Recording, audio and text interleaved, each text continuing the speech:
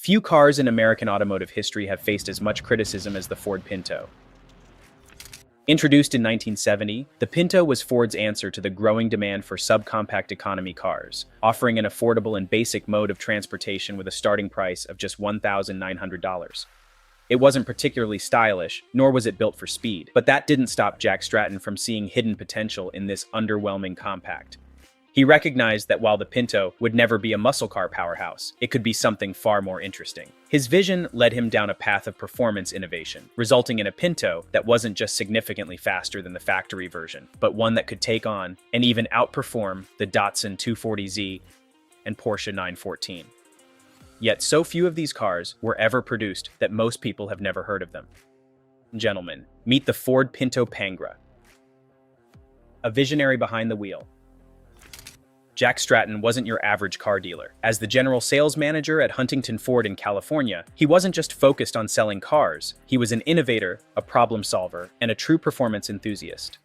During a time when rising insurance costs and strict emissions regulations were forcing muscle cars into decline, Stratton saw an opportunity. Instead of struggling to preserve the traditional V8 formula, he embraced the emerging generation of smaller, more emissions-friendly vehicles.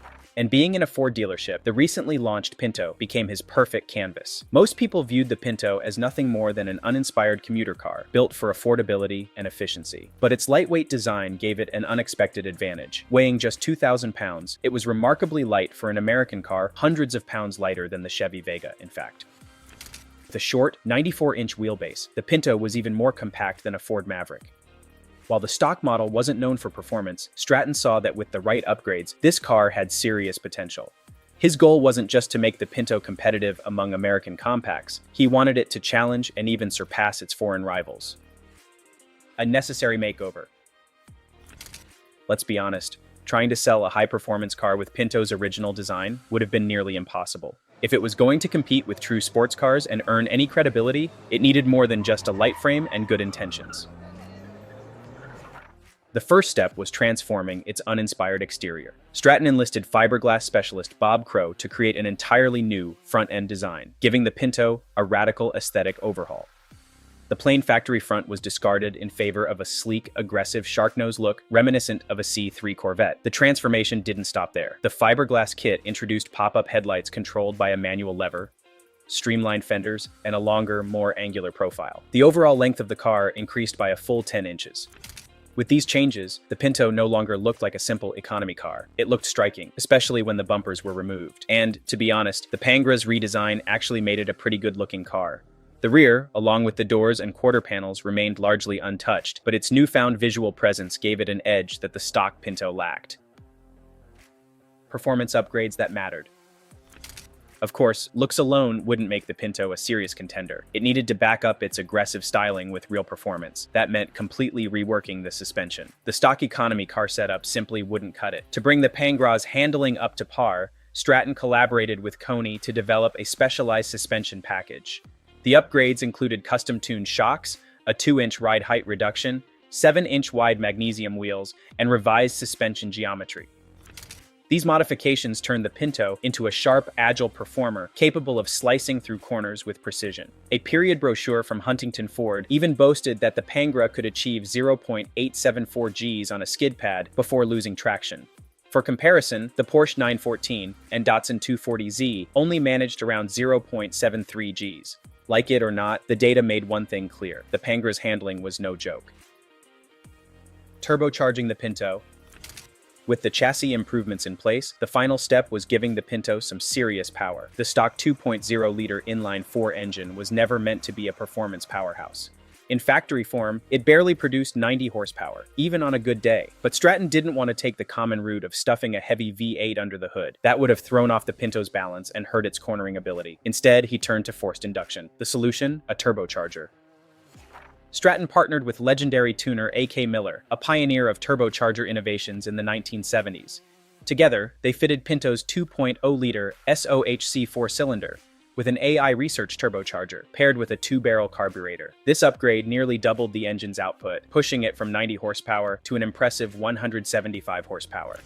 This wasn't just a simple bolt-on turbo kit, it was a carefully engineered system designed for both power and reliability.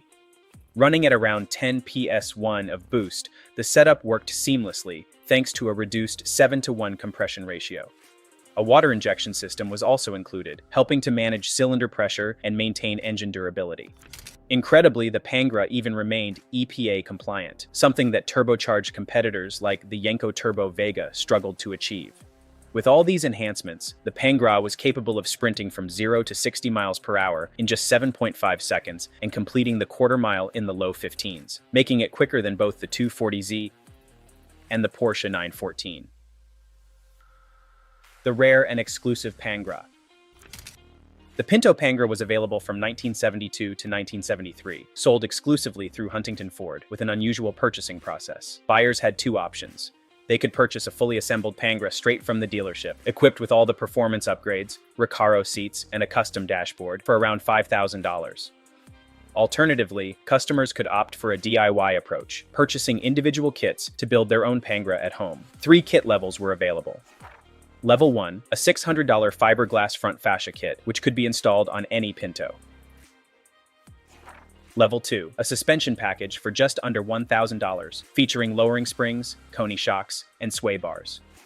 Level 3, a complete powertrain kit, including the turbocharger, water injection system, exhaust components, and mounting hardware, for a hefty $1,691.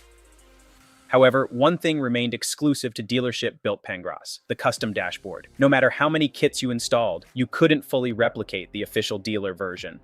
The Pangra kits were compatible with both hatchback and wagon Pintos since they primarily modified the front end. Despite their innovation, only about 20 to 50 fully assembled Pangras were ever sold, with an estimated 100-plus kits purchased by enthusiasts for home-built conversions. A forgotten legend.